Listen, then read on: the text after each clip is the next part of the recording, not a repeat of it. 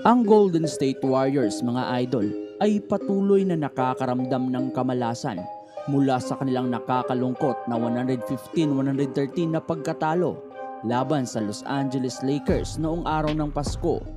Ngunit hindi natapos doon ang kanilang mga problema dahil noong Disyembre 26, nakatanggap sila ng masamang balita kaugnay ng kanilang mga plano na makakuha ng isang secondary star upang tumulong sa kanilang star player na si Stephen Curry.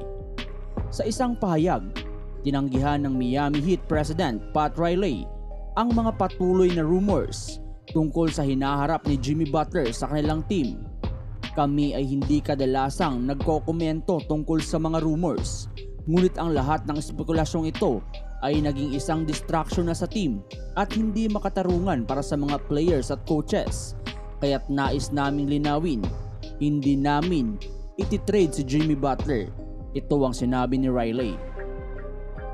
Ang malinaw na pahayag na ito ay isang malaking pagkatalo para sa Warriors, mga idol, na matagal nang umaasa na makakuha ng isang Jimmy Butler upang palakasin ang kanilang title hopes. Sa nakalipas na mga linggo, ang Warriors ay naging sentro ng mga balita tungkol sa kanilang interes kay Jimmy Butler at iniulat na sila ay kabilang sa mga kupunan na naglalayo na makuha ang star forward. Ngunit ang mga salita ni Riley ay nagpatigil sa anumang agarang pag-asa para sa trade na nag-iwan sa Warriors ng pagpipilian na maghanap ng iba na alternatibong players para sa kanilang planong championship run ngayong taon para ma-utilize nila ang remaining years ni Stephen Curry.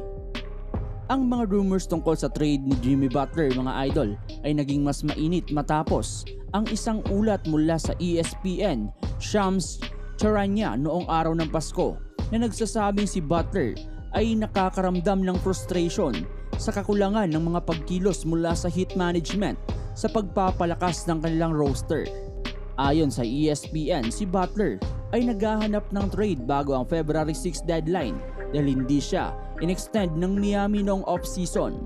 Bagkus ay pinili nilang magtuon sa kanilang mas batang core na sina Bam Adebayo at Tyler Hero. Ang Heat ay naghahanap din ng mga high-profile players tulad nila Kevin Durant, Damian Lillard at Kyrie Irving, ngunit wala silang nakuhang malaking pangalan.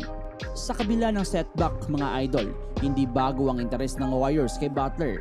Ayon kay Sam ng The Athletic, ang Warriors ay tumatawag tungkol kay Butler noong off-season nang hindi siya i-extend ng Heat. Kilala ang Warriors sa kanilang agresibong paghahanap ng mga superstar at nakita nila si Butler bilang isang posibleng game changer na makakatulong sa pagpapalakas ng koponan at magiging ideal na pangalawang elite player na makakatulong kay Stephen Curry.